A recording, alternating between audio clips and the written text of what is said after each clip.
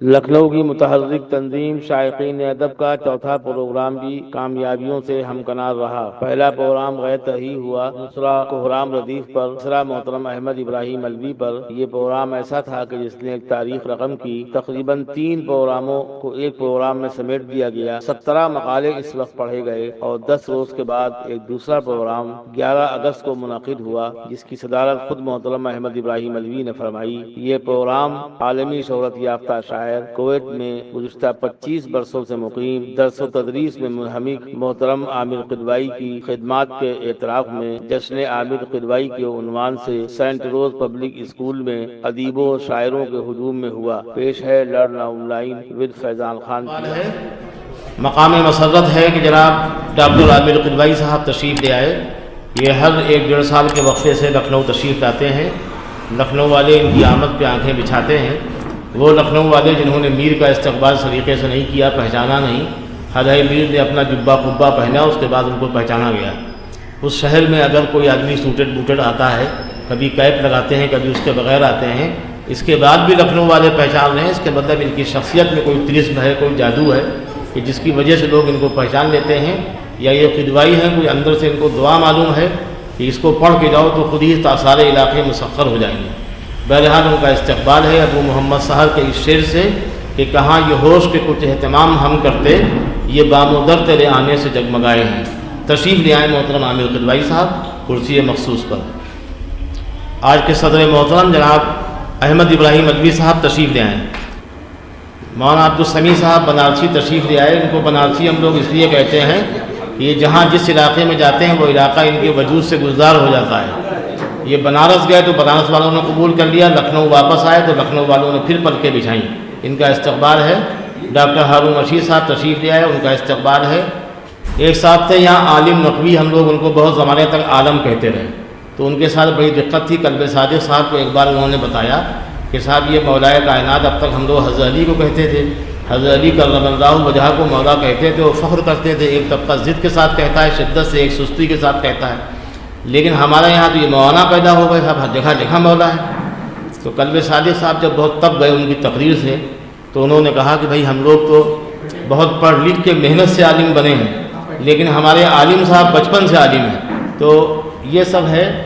اس لکھنؤ میں آپ کا استقبال ہے جناب عالم غازی پوری صاحب، خدا کرے آپ عالم کے چھا جائیں۔ آپ اپنی شاعری کے حوالے سے، ادب کے حوالے سے جناب سلیم احمد صاحب پس خوش رہ کے کام کرنے کے عادی ہیں۔ ان سے بار بار میں نے کہا کہ بینر پہ کہیں آپ کا نام نمایاں ہونا چاہیے۔ کہنے لگے فی الحال تو اچھا لگتا ہے جب نام چھپتا ہے، نفس موٹا ہوتا ہے، تعریف ہوتی ہے، لیکن یہ ہو سکتا ہے کہ یہ جو پروگرام اس طرح کے ہیں یہ عذاب کی شکل اختیار کرنے اور آئندہ بھی ہمیں پروگرام کرتے رہنا پڑے، تو اس سے بچنے کے لیے بڑی حکمت سے انہوں نے نصیر بھائی کو سامنے کر دیا۔ کہنے لگے آپ کا رنگ اتنا پکا ہے کسی دھوپ ووپ کا اثر ہوگا نہیں آپ کے اوپر، لہذا آج کے کنوینر جناب نصیر احمد نصیر صاحب ہیں، اور جتنے ہم لوگوں کو چھوٹے بڑے پروگرام کرنا ہے انہیں کو گھیرا جائے گا۔ اب یہ کیا کریں گے، ان کا کیا انجام ہوگا، یہ اللہ طے کرے گا۔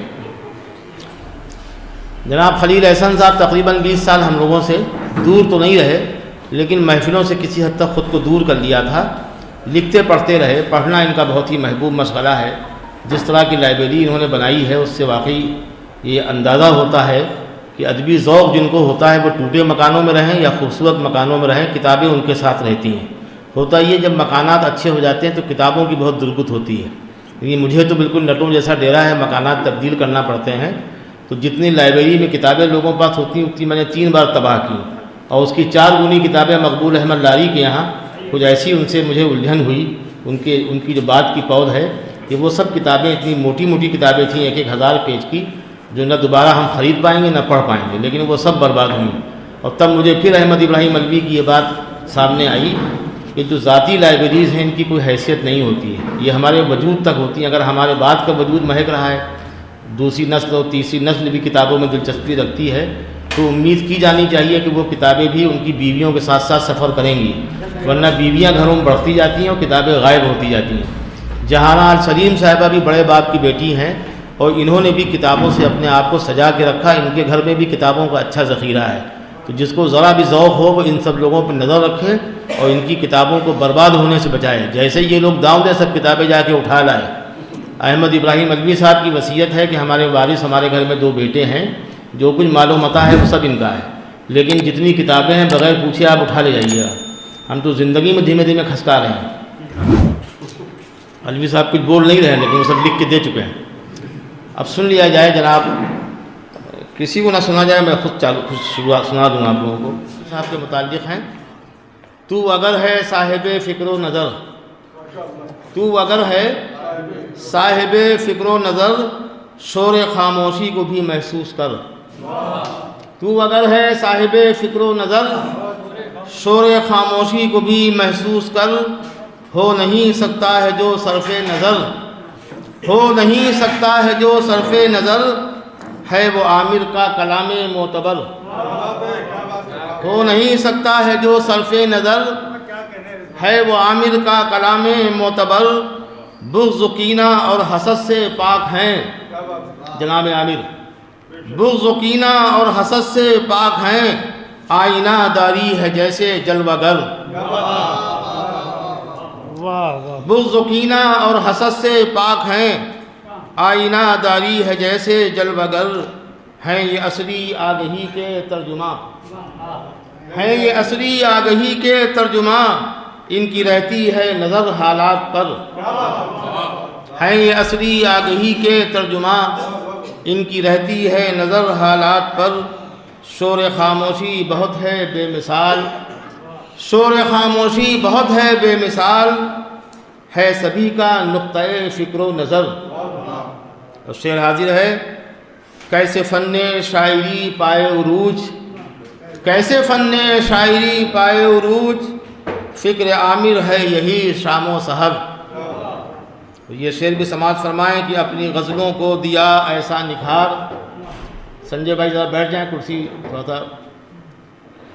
اپنی غزلوں کو دیا ایسا نکھار، ہر غزل آئی نظر معیار پر. اپنی غزلوں کو دیا ایسا نکھار، ہر غزل آئی نظر معیار پر. اور بھی کچھ معیاری شعریں ڈھونڈ رہا ہوں میں. ہمارے استاد تھے قاری محمد علیم الہ آبادی، کہنے لگے بیٹا جیم بناؤ، خود ہی تعریف کرو. یہ دور ایسا ہے نہ لوگ سمجھنے والے ہیں نہ اس کی داد واد ملے گی نہیں. تو اپنے وجود کو خطرے میں ڈالنے سے اچھا ہے خود ہی شعر کہو، خود ہی تعریف کرو. ٹھیک ہے مصرا؟ کسی اور کے کام آ جائیں گے، میں جب تک مقالہ پڑھ لیتا ہوں. یہ بھی بالکل شاعری جیسا. میں نے الوی صاحب سے سیکھا، جب آپ کو الفاظ میسر نہ آئیں، کتابوں کے مطالعے سے گریز آپ کر رہے ہوں یا وقت نہ مل رہا ہو، تو کچھ ایسی گفتگو کیجئے کہ شاعروں جیسی ہو. سماعت فرمائیے. عامر بھائی سب آپ کی کاوشیں ہیں. صفات عامر اس کا عنوان ہے. سماعت فرمائیں کہ شاعر لفظوں کا جادوگر ہی نہیں بلکہ احساس و خیال کے جگنوؤں سے بیمار ذہنوں کو شفا بخشتا ہے، پستی سے نکالتا ہے، نا امیدی میں امید کی شمع روشن کرتا ہے، اجالوں کے مکان تعمیر کر کے زندگی کے روشن امکانات تلاش کرتا ہے، ذہنی پستی اور اخلاقی زوال کا سدباب کرتا ہے تو خوشگوار مناظر دکھاتا ہے، حوصلوں کو جلا بخشتا ہے، جہان امید کی سیر کراتا ہے، خواب بنتا ہے، خواب سجاتا ہے، خواب دکھاتا ہے، کچھ نہ کچھ کر گزرنے کا جذبہ بیدار کرتا ہے. اس کی فکر رسا ستاروں سے آگے رہتی ہے، اسے زمینی حقائق کا ادراک ہوتا ہے، احساس کی نرم و نازک زمین پر فکر کے گل بوٹے سجاتا ہے، تغزل کے ہمراہ تفکر و تدبر کے گلاب، تغزل و تفکر کے گلابوں سے باغ ادب کو سیراب کرنے کی کوشش میں ہر لمحہ سرگرداں رہتا ہے، فکر دنیا کے ساتھ فکر آخرت رکھتا ہے، زبان کی موج نکالتا ہے، احساس کے دھاگے میں الفاظ کے موتی پرو کر ادب کی تسبیح تیار کرتا ہے. احساس کے دھاگے میں الفاظ کے موتی پرو کر ادب کی تسبیح تیار کرتا ہے، خوشنما الفاظ کی مشعل سے اندھیروں کا سینہ چاک کر کے ترقی کی نئی راہوں کی بشارت دیتا ہے، محبت کے نئے جذبے جگاتا ہے، تبسم کے خزانے بانٹتا ہے، فکر و احساس کی خوشبو سے مشام جاں کو معطر و معمبر کر دیتا ہے.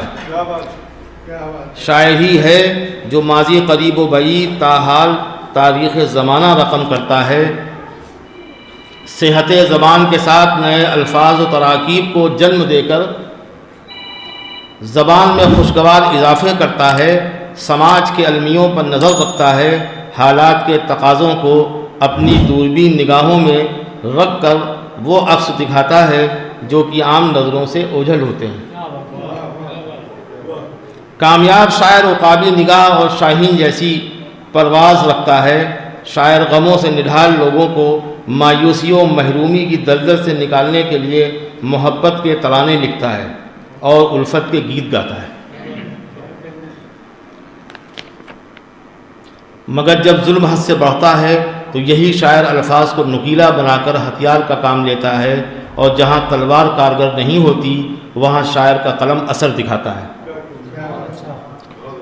قوموں میں انقلاب آتے ہیں، فکر کے دریا میں طوفان بپا ہوتے ہیں، ظالم کیفر کردار کو پہنچتے ہیں اور طاغوتی نظام کا خاتمہ ممکن ہوتا ہے۔ ایسے میں کوئی وطن دشمن، کوئی مذہب بیدار، کوئی فرقہ پرست، کوئی ظالم صفت شاعر کے قہر و غضب سے بچ نہیں سکتا، اور شاعر کے قلم سے نکلنے والے الفاظ توپ سے نکلنے والے بارودی گولوں کی شکل اختیار کر لیتے ہیں۔ جبکہ شاعر کا مسلک محبت ہوتا ہے، اسے قتال و جدال سے سخت نفرت ہوتی ہے، مگر بحالت جنگ اس کے قلم سے نکلنے والے حرف و لفظ سپاہی کا کردار ادا کرتے ہیں۔ آج جس شاعر کا جشن ہے، جس کی پذیرائی، حوصلہ افزائی اور خاموش خدمات کا اعتراف مقصود ہے، وہ مذکورہ صفات کا گنجینہ ہے جسے سمجھنا اور جس پر گفتگو کرنا ازحد ضروری ہے۔ انہی الفاظ پر بات تمام۔ شکریہ، خدا حافظ۔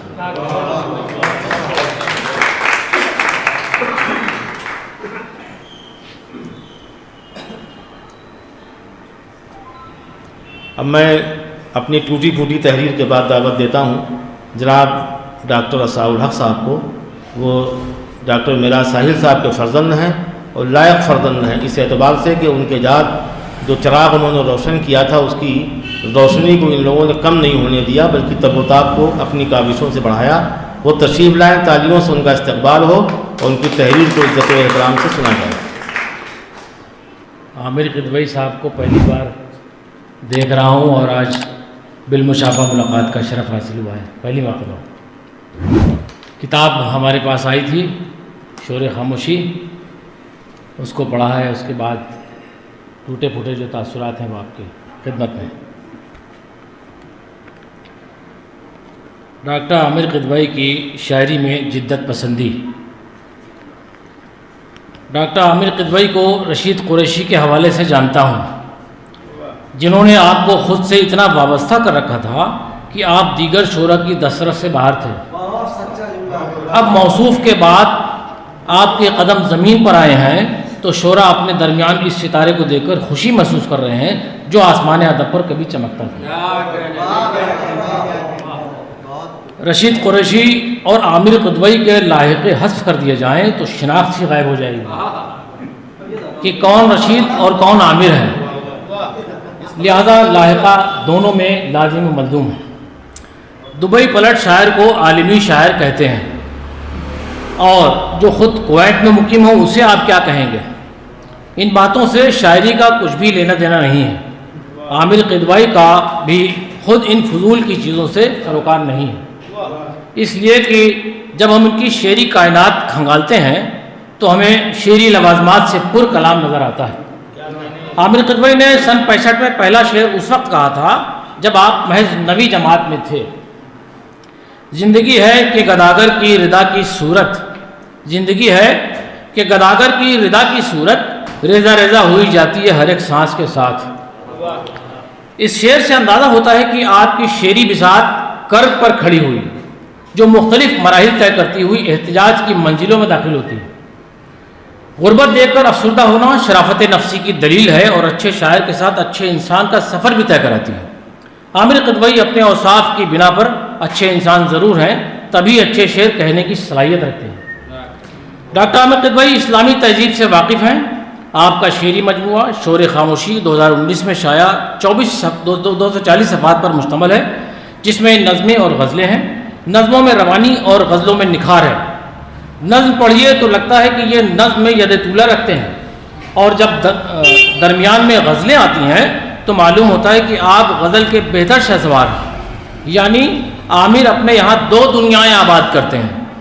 جب غزل کے دیار میں لے جاتے ہیں تو قدیم عمارتوں کی بربادی کا مرثیہ لکھتے ہیں، گاؤں کے اجڑے نقوش تلاش کرتے ہیں، وہ میدان کہاں گئے، وہ بستیاں کدھر گئیں، اس قسم کے سوال کھڑے کرتے ہیں۔ یہی قدیم اقدار کی پاسداری انہیں تہذیبی قدروں کا علمبردار تسلیم کراتی ہے۔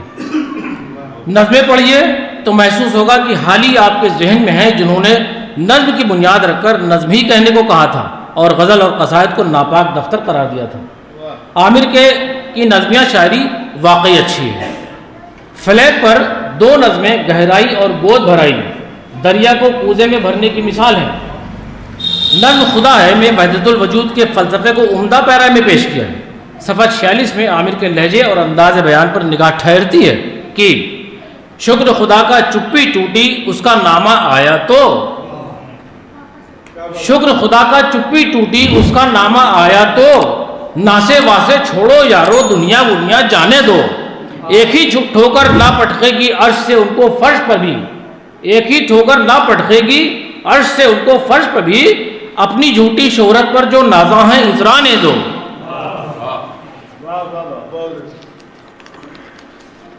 عامر قدوئی نے شمس الرحمن فاروقی کے مشورے پر عمل کرتے ہوئے نئی لفظیات اپنی شاعری میں شامل کی ہے۔ کہتے ہیں وہ نیم کا ایک پیڑ کیا تھا پیار کی پہچان تھا، وہ نیم کا ایک پیڑ کیا تھا پیار کی پہچان تھا، سب گاؤں کے بچوں کا چاہستان تھا وہ کیا ہوا۔ اور اسی زمین میں دیکھیں کہ دولت بڑھی تو روز گھر آنے لگا شیطان بھی، دولت بڑھی تو روز گھر آنے لگا شیطان بھی، اس جسم کے اندر جو ایک انسان تھا وہ کیا ہوا۔ ایک اچھا شعر ہے کہ تم لوٹ کے کب آؤ گے اے میرے مکینوں، تم لوٹ کے کب آؤ گے اے میرے مکینوں، ٹوٹی ہوئی آواز میں گھر بول رہا ہے۔ کم سن لڑکیوں کی نیم لباسی پر ناراضگی ظاہر کرتے ہیں اور فرماتے ہیں کہ دیکھیں نہ ان کو لوگ نگاہ غلط سے کیوں، دیکھیں نہ ان کو لوگ نگاہ غلط سے کیوں، کیسے عجیب لباس میں رہتی ہیں لڑکیاں۔ اور یہ شعر دیکھیں کہ خیالوں سے میرے رشتے نئے ہیں، خیالوں سے میرے رشتے نئے ہیں، میری جدت پسندی جی رہی ہے۔ عامر قدوئی کا زور فکر پر ہے، الفاظ پر نہیں ہے۔ آپ سامنے کے موضوعات کو شعری پہ کر عطا کرتے ہیں، واقعات انہیں متاثر کرتے ہیں، اسی لیے ان کی شاعری گڑھی ہوئی ہے، کڑھی ہوئی نہیں ہے۔ دنیاوی معاملات کو قریب سے دیکھ کر شعر کہتے ہیں گداس قلب عامر قدوئی کے کلام میں گیندے کا ایک بھی پھول نہیں ہے، ان کا شعری گلشن گلاب کے پھولوں سے مہک رہا ہے۔ ان کے شعری گلدان کو ڈرائنگ روم کی زینت بنایا جا سکتا ہے۔ شور خاموشی کی غزلیں موضوعات کے تنوع سے پر ہیں، جن کی رنگا رنگی قاری کے دامن دل کو دستک دیتی ہے۔ خاموشی کا شور اسی شاعر کو سنائی دے گا جس کے ذہن میں افکار کا تلاطم ہو۔ بظاہر وہ خلوت میں ہوگا لیکن اس کی تنہائی اس کے اندرون میں ہلچل مچائی ہوگی۔ جہاں سکون ناپید ہوگا وہ اسی بے قراری میں زمانے کے ظلم و استبداد پر خون کے آنسو رو رہا ہوگا۔ دنیا کی چیرہ دستی اسے چین سے جینے نہیں دے رہی ہوگی، لیکن کسی لمحہ اسے یہ احساس ہوگا کہ یہ جو زندگی کی ہم آہنگی ہے وہ صرف دولت سخن سے ہے۔ عامر قدوئی کے قلب و جگر کے تار انہی احساسات سے جھنجھنا رہے ہیں، اور یہی زندگی ہے جو عامر قدوئی کو زندہ رکھے ہے۔ ان کی شاعری ان کے مداحوں میں زندہ دلی کی شمع روشن کیے ہوئے ہے۔